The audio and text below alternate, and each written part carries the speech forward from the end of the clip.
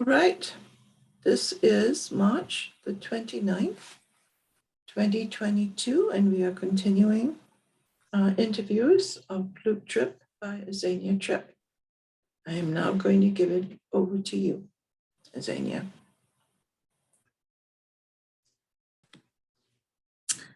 Hi, Dad. What would you like to talk about today? Oh, let me see. We haven't talked about maybe the period I spent in Ann Arbor and how I ended up there and began to pursue a graduate degree. Okay. All right. Well, what happened after the breakup of the League of Revolutionary Black Workers in around I think it was around 1970, 71. As you know, John Williams was a graduate of the School of Social Work at the University of Michigan.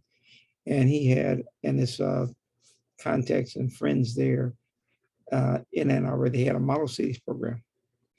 And they needed a person to teach science and math to high school students. So John Williams told me about this position, and I applied for it, and I was hired as basically the coordinator for math and science for Black students primarily who have been pushed out of the high schools in Ann Arbor. So that's what I did. I was teaching again those courses. And Was that your first official teaching experience professionally? No, teaching professionally. Well, I did when I was I taught in the Wayne County Community College when I was still living in Detroit, and also I taught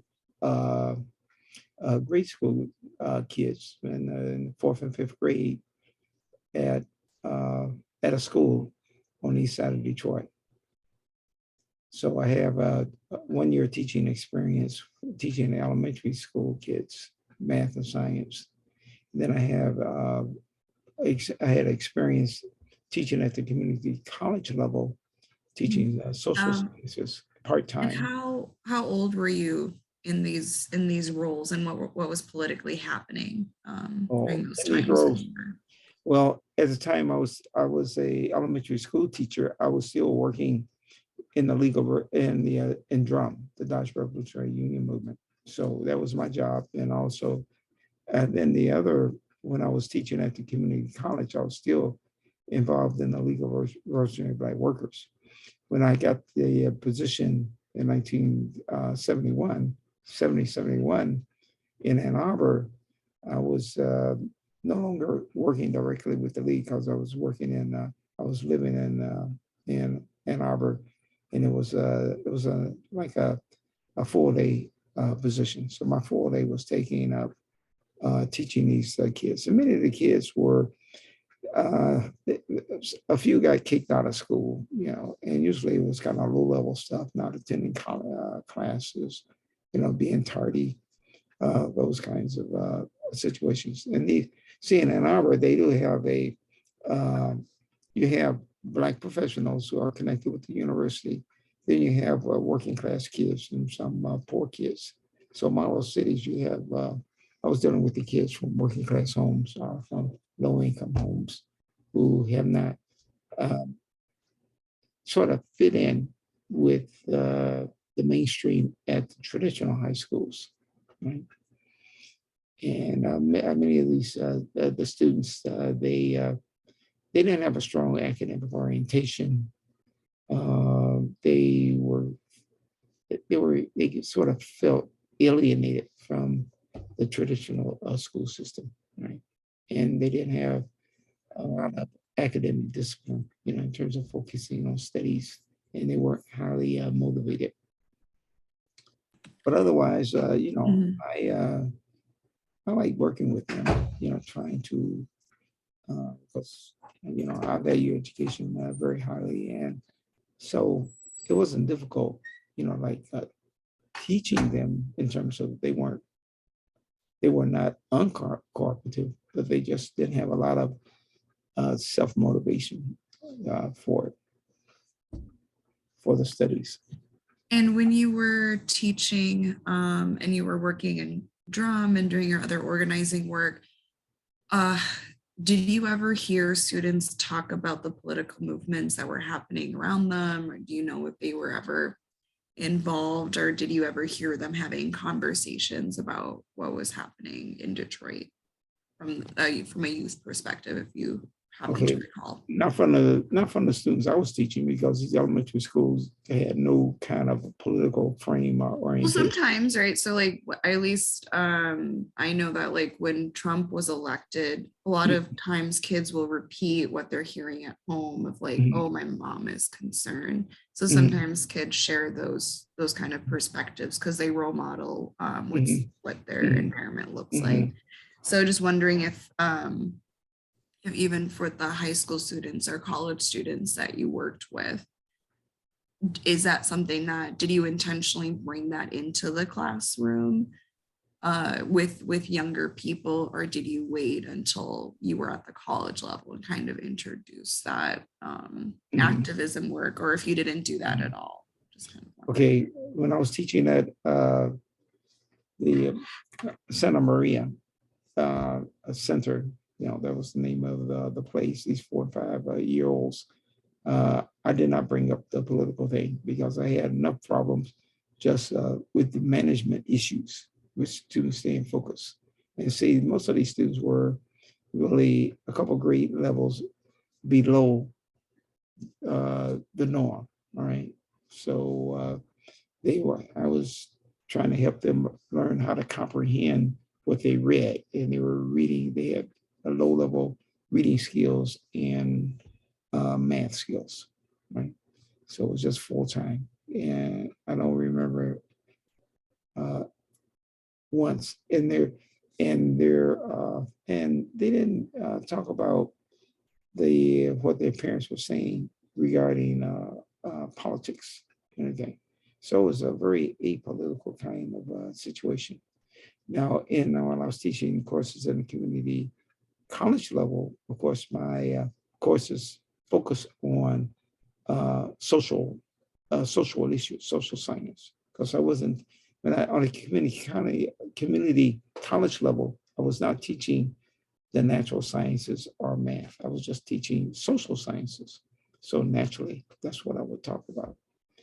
And the level of understanding, the students were somewhat aware of what was going on. They didn't have a deep knowledge, but they knew about loosely some broad policies. So this was in the late 60s. So they were well aware of the Black Liberation Movement and the police brutality, those kinds of things they were familiar with. And what led you into teaching to begin with? Well, there was a job offer. The last job I held was in Montreal, and that was in an engineering department. And I was basically a programmer. I was looking, there was a job opening, and I did not, at that point, I did not see myself as a school teacher, right? However, there was a job available because I had no direct teacher training. In other words, I never took a course offered by the education department at Wayne State University, So I did not have a teaching license. I wasn't licensed to teach. I just had basically the knowledge and the skills to teach the courses I was teaching. And I got into, when I was teaching these kids, and I knew that if I wanted to continue maybe teaching, I would have to get a teaching license. So my first thought was to enroll at the University of Michigan and take some courses to get a license. And then when I was teaching, I was the sort of coordinator of the math and science program in the model cities. And there were some university students who were placements, some master's students who were placed in this model cities program that I was working in as a math instructor. And so they were, so I was supervising them, and they were telling me about their programs, and they were in graduate programs. And I was supervising them and showing them this and that. And then I said, well, I'm gonna look into maybe some of the programs that they're in. And one of the placement was a master's students in social work. And so I had, some connections in the social work, in the School of Social Work. So I applied for a MSW degree. And I thought I could qualify for it. And then since my original intention was to get maybe a teacher's license, I said, well, and I knew some students in higher education. So I said, well, I think I'll apply for that position in that program too. So I applied for the master's program at the and for a PhD program in the education department. So I applied for both. And so, I took the exams and I qualified for both. So I decided to basically pursue primarily the doctorate and take the social work as a cognate. So the social work program was a cognate program. So my original intention was just to sort of teach maybe high school kids, but since the opportunity opened in these graduate programs, that's how I got into it. So when I came out, the main point is this: when I started my working career, career in Ann Arbor, my intention was not to go to grad school. I was just, I thought I was hooked up just to get licensed. But then I got into it, and I look at folks who were in these graduate programs, and I said, well, I know if they qualify and they can get a degree in this field, I'm quite confident that I can too, right? So that's how I got into the PhD program at the University of Michigan, and I did quite well. I had an A+ average. So I kind of stumbled into it because that was not my plan to become connected with higher education.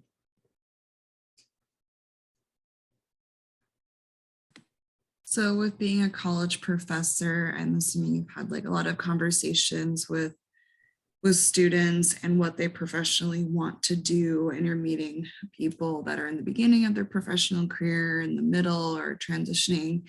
So it sounds like in the beginning of your career, educationally, you were very focused on like engineering and math, and then we see you pivot towards education, youth development, and then eventually in your current state, utilizing your narrative story to talk about historical traumas that are important for us to all be aware of, to learn.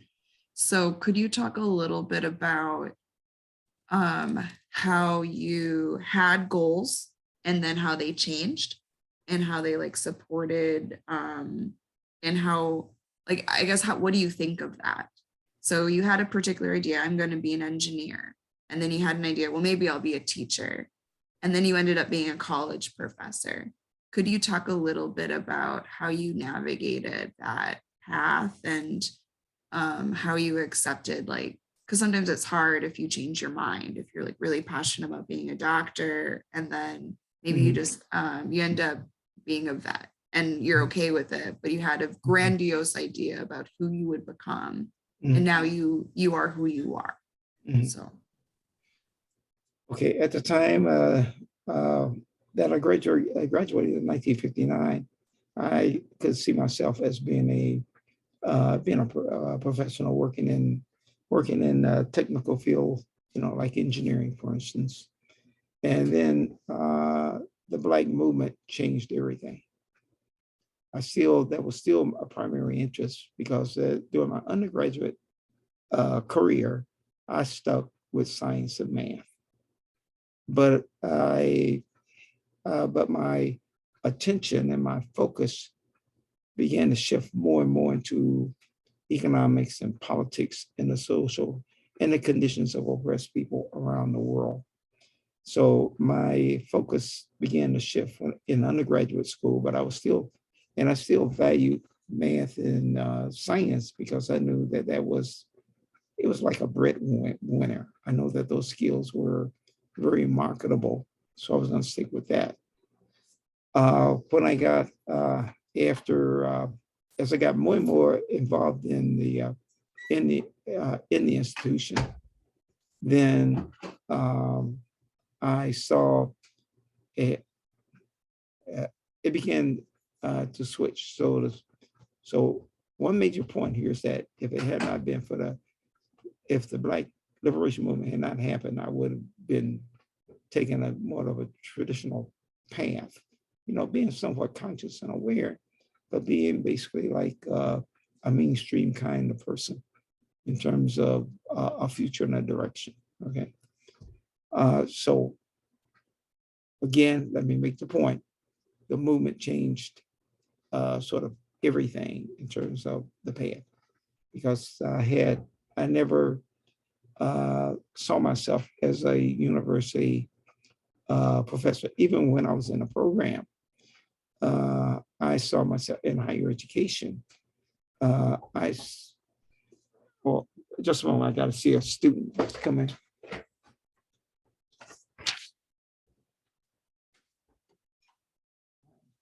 There's a program, there's an assignment that you can see.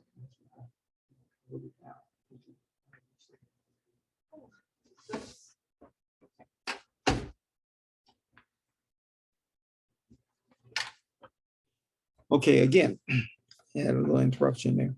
I had to get a student a document. All right. So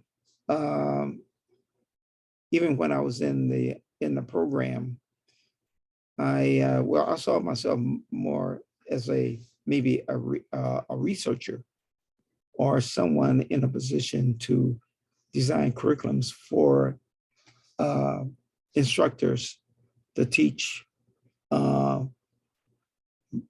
political economy. That's what I saw, and not being so much in the classroom, but at the point I graduated, another person that was in the movement recruited me into a program at the University of Illinois in Champaign-Urbana. And so that launched me on my teaching career as a professor, right? So it's these kind of things. So that person invested in you and also kind of changed the trajectory of how you professionally move. Yeah, well, that person was in the movement, and so that program was part of the movement. And so you can see that I got directly into teaching through people in the movement. Like John Williams, he was the principal at this elementary school. And he said, and so he, kind of recruited me and wanted me to teach the science of math in there. And then he and some of the social work friends kind of gave me, when I had a link to even apply to, if I hadn't had that link, and maybe I wouldn't have been thought about going over to the School of Social Work, right? Because I was just saying, hey, I think I'll just take some courses in education courses so I can get a license, right? And to teach still, my goal was kind of low level until I found out that, hey, those people in those programs, I think I have as much going on as they have, to be successful in those programs, right? So could you talk a little bit about your motivation? Because I know you mentioned that when you were working with young people, you identified that there was a lack of motivation and also like educational difficulties, but particularly lack of motivation. And it seems that you've been very consistent about motivating yourself. Can you talk a little bit about how you've been able to do that consistently? Okay. Um, well, one thing or one motivation is I'm motivated to and curiosity to understand how things work. Right? So I have this. So why is this? So part of it has to be do with maybe intellectual curiosity about finding out things, want to know some information. There was a negative motivation, and the negative motivation was this: is that basically, if you didn't have education, you didn't have skills, the system will kick you to the curve, right? So uh, poor people and people without skills are treated very badly, and they are not respected. And so I said, I do not want to be a poor person with few skills because the system will do me in. And so I'm a person who basically motivated partly because of my sense of dignity. You know, I want to maintain my sense of dignity and pride. And how do you do that? Well, you have to be worthy, and others have to perceive you as being worthy of respect, because respect doesn't come automatically, right? People say everybody should respect everybody. Well, that's just rhetoric. You know, people have to see some worth of value in you to get respect. So you have to pay. Respect is not free. It doesn't come automatically, right? And so you have to. So it starts with invested in yourself. You have to value yourself, and you are motivated to protect that value and that interest that you have in yourself. And so what keeps me motivated is, I guess, my uh, how I view myself, in my self-worth, in my self-respect. And so it motivates me of that respect. Um, and what motivates me is also anger. I'm angry when I see injustice. So I'm constantly heavily motivated by seeing all of these outrageous injustices in the world. And that keeps me motivated. Just a sense of anger and rage against against injustice, social injustice. So those things, my value system, my sense of self-worth, and my image of myself.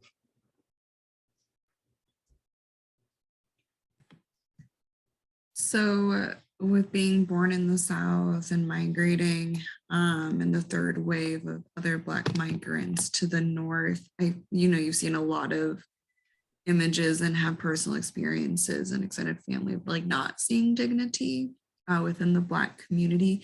Can you define a little bit about like what is this like? Can you define it? What it means for you as like Luke Samuel Tripp? Like what is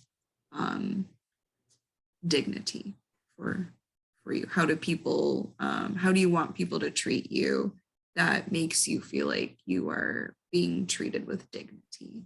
Okay. What does dignity look like, right? Dignity, and we can talk about another thing about respect and self-respect and social respect. Right? And let me put it broad in terms of just related to the movement, and that about, in general, part of my identity is being Black, and Black and being disrespected. The ultimate in terms of being disrespected is to be treated like a subhuman, being enslaved and being not even recognized as a full human being. That's the ultimate of disrespect. And so that means that the system has been stripped you of your dignity, right? And says that, you're trash, you're nothing. So the struggle for liberation is at one level is a struggle for dignity. Dignity, the dignity that comes with being a human being, right? So, and then to live in an environment that doesn't acknowledge your dignity, that devalues you, will keep you in a constant state of discomfort and anger. And you fight that system that operates to strip you of your human dignity, right? So if you don't have a sense of self-respect at that level, then you're fair game, right? Because you have those, I mean, somebody mistreats you, you don't react because maybe you don't have a sense of self-worth. But people with self-worth and a sense of self-respect, and that many times you see low-level fights for breaking out. You know, somebody is gonna diss you. You know, you're gonna step on. You're going to basically cross people's boundaries, right? That you can treat them anyway. And so that's what usually in human beings, when they feel mistreated, that means they're being disrespected. That means people not acknowledging their dignity. That's usually going to be conflict, right? So if people who feel themselves less worthy or less valued than some, then they're usually deferential, right, to it. They say that person has more dignity than I would defer to them because, you know, maybe they're better than or something like that. Okay. So to me, dignity is a sense of self-worth, and when certain kind of boundaries, whenever certain kinds of boundaries are crossed in a negative way, people with a strong sense of dignity react to it. Right? Because you don't want somebody to disrespect you because they're devaluing your dignity that you carry. And that's why a lot of times that should dictate your behavior. I won't do that because it's shameful. I have a protection. I have a vested interest in my image, in the things I'm vested in. You know, it's just like maybe a professional person just cut loose and start acting like a teenager and all that sort of thing. And, you know, they lose a lot of status, right? And they say, keep it professional and all of that. And if you stoop down to the level of below your image, and then you almost feel a loss. You say, I lost it. You know, I should have kept my bearings. So people with a strong sense of dignity, you have to be disciplined because sometimes people can tick you off and you break discipline. You know, you start responding and reacting to them, and they'll bring you down to their level.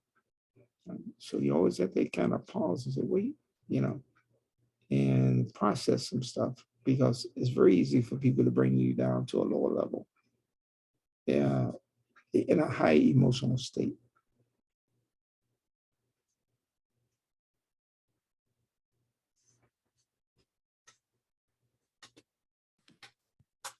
So with this form of identity and values and integrity,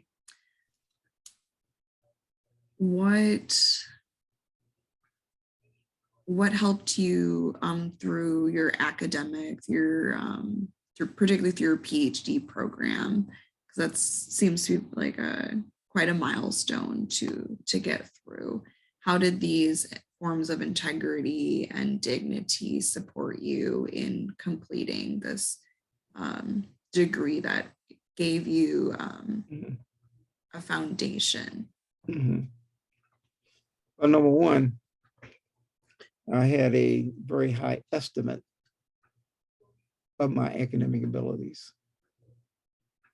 You know, when I was in my programs, I didn't have a feeling that, do I belong here? Yes, I did belong there because I thought I was, I thought I was competitive, and my thinking, my level of thinking, my cognitive ability, my level of understanding uh, was as good or better than theirs. Right? So yeah, you have to feel that you're in the right place. You know, so it's like a feeling confidence, right? And it's a confidence that that's based on performance. It's a confidence that is based on hard work. I knew that if I didn't do the work, you know, it's not going to come kind of naturally, and I can't make a moderate kind of effort and expect a very high level of performance. You know, there's a correlation. If you want to perform that high, you got to the work that you got to put in it has to correspond to the level you want to be at. And so having a strong sense of confidence that I could do it if I put in the work, right? And I have to discipline myself and not get distracted by some of the things, because success was not a given. And in those programs, I mean, there were some rigorous standards there, and you had to meet them. So it wasn't so much I was competing against other students. I had an idea about the standards and what I wanted to do and what was necessary to do. So I was kind of focused on, what are my aims? What are my goals? And sometimes the goals weren't very sharp, but I knew, so I was operating on values. What are those values? A lot of those values were intellectual values. I value understanding things. And to understand things, I knew that I had to, it required a lot of time and energy to master certain things, to master some skills, to acquire the knowledge and understand the knowledge. And, and at an institution like University of Michigan, that's what you have to do, And so so for me, I was driven again by my values, and my sense of self, and my sense of who I am. And I got to have a sense about, I'm going to define myself. I'm not going to the system is not going to define who I am. And so all of my reactions, going into political self-exile, defying the travel ban to go to Cuba, fighting against racism and all, I am not going to let that system beat me down and define who I am. I'll define who I am, and I'll do what's necessary to fight back. So that's been, my whole orientation of not letting people just use the cookie cutter and then come up with with the shape that they want to make me in. No, I will shape myself. I don't have full control over who I am. I understand that, but I want to maximize my freedom, and I'm going to maximize whatever power I have, right?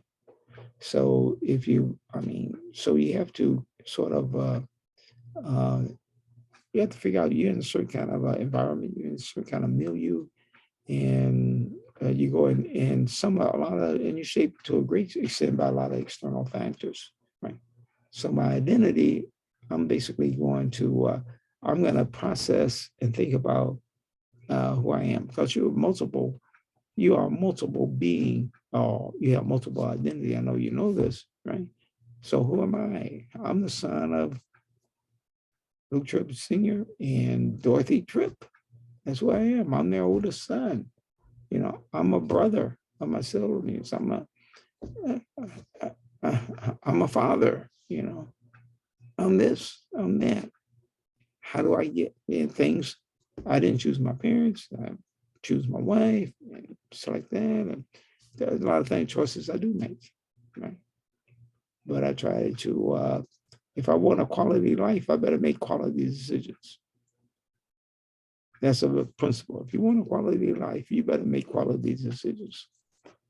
If you just make haphazard decisions and go in there with no kind of standards or rules, your life is going to be problematic, okay? How do you bring these, when did you start bringing these philosophies and these understandings into the classroom as a professor? Or are these more of your personal beliefs and you don't blend them into the classroom? Where does this knowledge, where do you want this information and this like a way of living to exist and to help others? Well, I many times implicitly and explicitly, these values are expressed, right? And first, well, for instance, in teaching, you know, being structured and making commitments. For instance, when you sign up for a class, you say the class meets from 10 o'clock to 10:50, right? And so I said, this is our class. This is the time we meet. And so what do? I don't care if, students are still coming in. I don't care if it's half of them. I'm going to start off. I'm going to announce the time, and then I'm going to announce roll call, right? So that's what, and then what I'm doing is I'm training them. That class starts at 10 o'clock. I'm not going to wait and say, well, I'll wait until 5 after more students come in. No, that's training them that they have a 5-minute, a buffer zone or no. That's why they figure I don't have to be there right. No, I start on time, and they come out that late, and that's being basically in terms of having something well structured. If you say things going to meet at that time, then that's when it starts, right? And then they don't want to be Mark Lake and all that, and then they have a tendency to try to be there by 10. They don't say, well, just drag along. Well, it doesn't matter. You're not going to take roll until not 5 or 10. No. So the point here is that you model what you want to teach. I tell my students that I assume that you want to be college educated professionals. And this is proper professional behavior. You do what you say you want to do. And you do that in little things and big things, right? So again, you do it basically when I teach. I try to teach how I approach things, how our professionals approach things, right? So it's all kind of integrated in terms of behavior and in terms of certain things I say explicitly. And when I talk about maybe things like healthcare and the environment, I'll go and begin to talk about, lectures on health, on diet, on exercise, and the value it has as a student, a proper sleep. If you want to be productive, you want to be able to basically stay awake in class. You can't, it won't happen if you're staying up at 2 or 3 o'clock, socializing, and you got a 9 or 10 o'clock class at 12 o'clock, you're going to be dozing off. That's, your body is just going to shut down like that, And so sometimes kids will be right up there and dozing off. They haven't regulated their schedule, and their body is going to shut down whether they like it or not. So you have to practice discipline. Okay, I know if I stay up 12 or 1 o'clock, I'm going to doze off at 2. So then you shouldn't be lollygagging and doing all those things at 2 or 3. Okay? And then you shouldn't be sitting in and reading a book when you definitely, when those paragraphs just change to sentences and sentences change to words, and you just sitting there and say, well, I'm going to stay from 8 to 9. Actually, you only study from 8 to 8:15. The other things, you dozing off, right? So you would have been better to take those little naps and all that so that you can refresh and you'll be more productive, right? And so they said, well, since I was in the chair in there from that, well, I put in my study hours. No, you didn't. You know, you were there, but you weren't really studying all that because your body wasn't adjusted and it couldn't accommodate and really benefit from what you were doing, from your reading, right? Okay. So you got to know how your body operates. You got to discipline yourself. You got to know how to maximize uh, your efforts, right? So if you're making an effort, but you can't maximize it because other conditions have not been met, proper rest, proper nutrition, overscheduling yourself, you know, socializing too much, all this stuff, you know, you got too many things going on, right? So that's what happens. A lot of folks, they don't make much progress. And one thing that's basically less lacking, I see time and time again, is they are not practicing self-discipline. You know, they uh, uh, just going with feelings. Oh, I feel like doing this. I feel like doing that. Well, you know, well, how are you going to do that if this is the goal and this is the objective and this is the things you have to do, and you're spending a lot of times over here because you feel like doing that? You know, that's childlike. Right? That's childlike. And so, discipline in the sense of maturity. When you also have those things going for you, you're gonna realize most of your goals. Not all, you know, nobody ever kind of maybe achieve all their goals, but you win more than you will achieve more than you lose, that's for sure. And without that sense of maturity and that discipline, self-discipline going for you, you're going to be at a loss. Those are necessary. Those are necessary.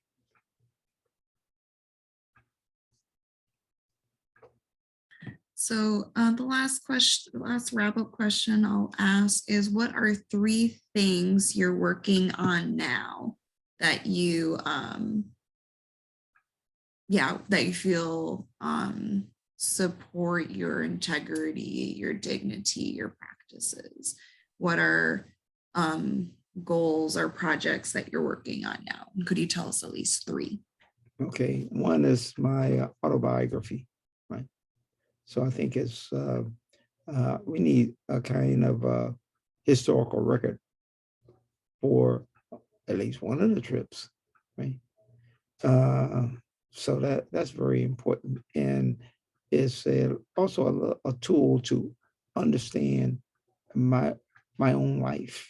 Okay, I'll go up there and I'll see what stages, so it informs me, so I can have a deeper understanding of the meaning of my life and what I've been trying. So the autobiography is something, one project. The other project I want to contribute more to the local Black press. In the last month, I've written 2 articles. It's very important that I use my skill and my knowledge to educate, you know, like the Black community through the newspaper, right? So I do that. One other project that let me see, I'm thinking of is projects I continue to do is to update my my teaching plan and figure out better ways I can be a more effective teacher, right? Because teaching is that's one of my motivations for this teaching position, is that I have a platform to influence particularly younger people, you know, who are going through the college system, and I think it's very important that they are aware of and they understand the world that they live in, right? Understanding themselves and understanding how the system works. So I feel that I can make a contribution. You know, that's why I'm not retiring. I have a platform and I have a job to do. When I was in the movement, you're about education. You're about educating people. You got to keep yourself educated, and it's a way to keep psychologically and physically healthy. You got to be active if you want to stay healthy, physiologically and mentally, particularly someone my age, right? So those are some goals, is to become an effective teacher, keep myself up to date, keep current, stay relevant. The autobiography, and hopefully write more articles for the newspaper, so I can share uh, my knowledge with the masses, with the public. Thanks. Okay. Get comrade. Let me see. I gotta